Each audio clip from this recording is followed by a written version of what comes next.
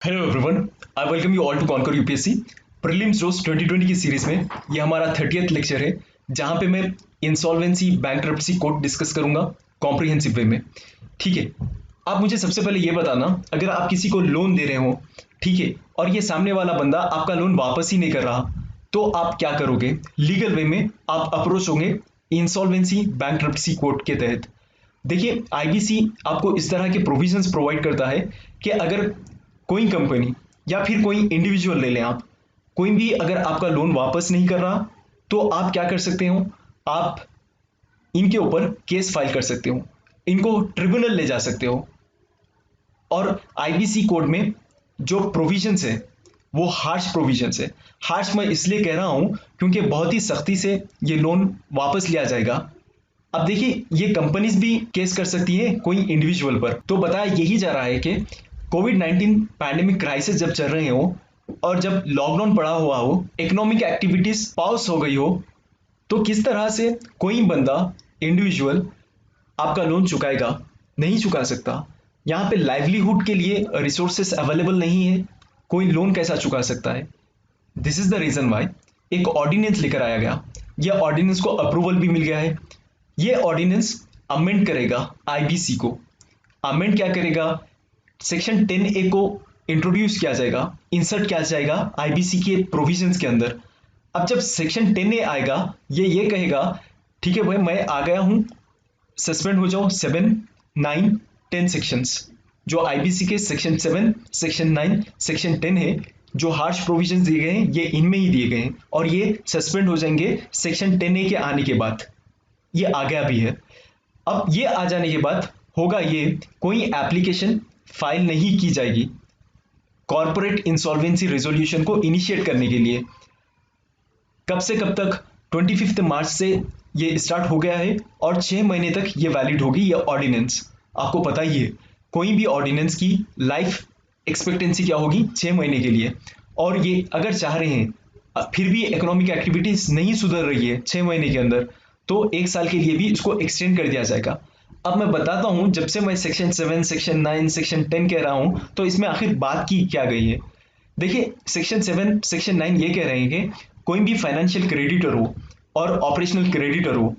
Financial creditor वो होगा जो लोन देगा आपको बिजनेस स्टार्ट करने के लिए। ऑपरेशनल क्रेडिटर वो होगा जो सप्लाई करेगा रॉ मटेरियल जिसको बिजनेस में यूज किया जाएगा। ये ऑपरेशनल क्रेडिटर्स होंगे। ये लोग सेक्शन 9 और सेक्शन 10 के तहत इनिशिएट कर सकते हैं इंसॉल्वेंसी प्रोसीडिंग्स अगेंस्ट कंपनी और अगेंस्ट इंडिविजुअल। सेक्शन 10 भी यही कह रहा है, कोई भी कॉर्पोरेट एप्लीकेंट इनिशिएट कर सकता है इंसॉल्वेंसी रेजोल्यूशन के प्रोसीडिंग्स को। अब मैं बताता हूं आपको थोड़े फीचर्स जो बहुत इंपॉर्टेंट है आईबीसी के, जो जानना चाहिए हमें।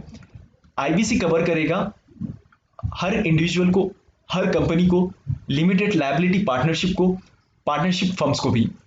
अब ये एडजुडिकेटिंग अथॉरिटी क्या होगी? अगर हम कंपनी या एलएलपीज की बात कर रहे हैं, तो इसको मैनेज करने वाली एडजुडिकेटिंग अथॉरिटी होगी national company law tribunal, NCLT. अगर हम इंडिविजुअल या पार्टनरशिप फर्म्स की बात कर रहे हैं, तो इनके केस में एडजुडिकेटिंग अथॉरिटी होगी डेट रिकवरी ट्रिब्यूनल, डीआरटी। और यहाँ पे ये प्रोसेस जो है इंसॉल्वेंसी रेजोल्यूशन का, ये कोई भी स्टेक होल्डर्स इनिशिएट कर सकते हैं, चाहे वो फर्म हो या डेटर हो या क्रेडिटर हो या एम्प्लॉय हो। अगर एडजुडिकेटिंग अथॉरिटी इनका रेजोल्यूशन एक्सेप्ट करती है, तब ये क्या करेगी? एक इंसॉल्वेंसी रेजोल्यूशन प्रोफेशनल को अपॉइंट कर देगी। अब ये आईपी का काम होगा कि किस तरह से मैनेजमेंट करना है पावर के, बोर्ड के, ठीक है। और जितने भी पावर ऑफ मैनेजमेंट है बोर्ड के या फर्म के, ये ट्रांसफर कर दिए जाएंगे एक कमिटी बनाने के बाद कमिटी को। कमिटी होगी ये क्रेडिटर्स की कमिटी, जो भी क्रेडिट दिए हैं वो सबको बुलाया जाएगा और इन लोगों की कमिटी बना दी जाएगी। ये कमिटी और ये आईपी के ऊपर होगा कि डिसाइड करे कि हम कंपनी को रिवाइव कर सकते हैं, क्या सबका लोन चुका के वापस ये कंपनी को जूं का तुम रख सकते हैं, या फिर कंपनी के पास उतना पैसा ही नहीं है कि इनका लोन चुका दें। तब क्या करेगा आईपी? आईपी ये करेगा कि कंपनी को बेचने की कोशिश करेगा। अब यहाँ पे दो केसेस दिए गए हैं, एक क्रिटिकल केस है और एक डेली केस है, रूटीन डिसीजन है। उसमें क्या होगा?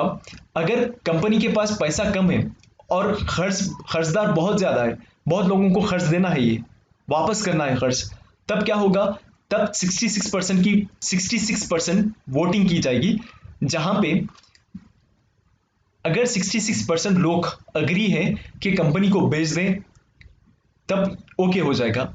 अगर रूटीन डिसीजन लेना है तो 51% लोग वोट करेंगे यहां पे। और ये लॉ प्रिस्क्राइब ये कर रहा है आपका जो भी प्रोसेस है क्रिटिकल वोटिंग का या रूटीन वोटिंग का, आप इसको कंप्लीट करना चाहिए 180 डेज में कंपनी को रिवाइव करने के केस में। ठीक है, अगर आप चाह रहे हो, कमिटी ऑफ क्रेडिटर्स ये चाह रही है नहीं कंपनी को हम रिवाइव कर सकते हैं, तो आपको मिलेगा 180 दिन का टाइम। अगर फिर भी नहीं हो रहा तो आप इसको एक्सटेंड कर सकते हैं 90 डेज के लिए। ठीक है, 180 प्लस 90 डेज का टाइम मिलेगा आपको। लेकिन इसके बावजूद भी नहीं हो रहा है, तब एक ही ऑप्शन है, कंपनी को आप लिक्विडेट कर दोगे, कंपनी को बेच दोगे, आप जो भी पैसे आएंगे वो क्रेडिटर्स को बांट दिया जाएगा।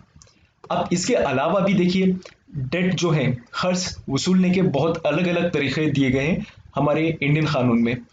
अल्टरनेटिव मेथड्स क्या है डेट रिकवरी के लिए? एक है सरफाइसी एक्ट। इसमें होगा ये, अगर आप लोन ले रहे हो, आपकी जमीन रख दिए सिक्योरिटी के लिए, और आप लोन ले रहे हो किसी से और आप लोन वापस नहीं कर रहे हो, तो ये आपकी सिक्योरिटी को कॉन्फिस्केट कर दी जाएगी, इसको जब्त कर लिया जाएगा। रिकंस्ट्रक्शन ऑफ फाइनेंशियल एसेट्स, इसमें होगा ये, अगर आप ये 6 मंथ्स का टाइम ले रहे हो कि 6 मंथ में मैं लोन वापस कर दे रहा हूं, तो इसमें आपको रिकंस्ट्रक्शन का प्रोविजन है कि आप 12 महीने के लिए या 8 महीने के लिए एक्सटेंड कर सकते हैं। तो बोलने का मतलब ये है कि अलग अलग जो मेथड है डेट को रिकवर करने के, इनमें एक आता है सरफाइसी एक्ट भी, जो कि 2002 में कानून बना था ये। इसके अलावा आप फाइल कर सकते हो criminal complaint negotiable instruments act 1881 के तहत, और कॉर्पोरेट रीस्ट्रक्चरिंग स्कीम के जो सेक्शन है 230 सेक्शन, 232 सेक्शन, 230 से लेकर 32 तक, मतलब 230, 31, 32, ये सारे सेक्शंस यही बता रहे हैं कंपनी एक्ट्स के कि अगर आपके पैसे वापस नहीं मिल रहे हैं तो डेटर इन पोजीशन होगा, यानी आप इधर ये जो बंदा है जिसको आप लोन चुकाना है इसको ओनरशिप दोगे 50%, 60% वो डिसाइड करे जाएगी, या आप आपकी कंपनी को लिक्विडेट करोगे और उसका पैसा चुकाओगे। ये सारे प्रोविजंस दिए गए हैं आईबीसी के अंदर, डेट रिकवरी के अंदर, और निगोशिएबल इंस्ट्रूमेंट एक्ट 1881 के अंदर, और कंपनीज एक्ट के अंदर, कि किस तरह से आप अपना डेट जो दिए हैं आप उसको रिकवर कर सकते हैं। आज की डिस्कशन में बस इतना ही। Thank you very much.